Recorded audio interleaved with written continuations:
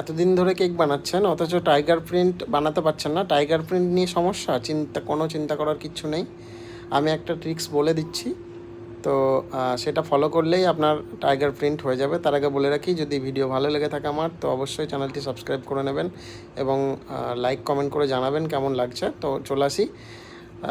Leopard print করার জন্য গানাচের মধ্যে একটু আপনার লিকুইড গ্লুকোজ মিক্স করে নিতে হবে। গানাচের রেশিওটা হবে 1:1, আর 250 গ্রাম গানাচের মধ্যে আপনাকে 1 table spoon liquid glucose mix করতে হবে। তাহলেই এই লেপার্ড প্রিন্ট হতে কোনো অসুবিধা হবে না। আর খুব গরম অবস্থায় কিন্তু কেকের উপর ঢালবেন না গানাশটা। আর উপরে যে সাদা কালার বা রেড কালারের যে লেপার্ড প্রিন্টের জন্য যে গ্লেজটা ইউজ করছি, সেটাও কিন্তু হোয়াইট গ্লেজ। আপনারা চাইলে নিউট্রাল গ্লেজের মধ্যে টাইটানিয়াম ডাইঅক্সাইড ইউজ করতে পারেন।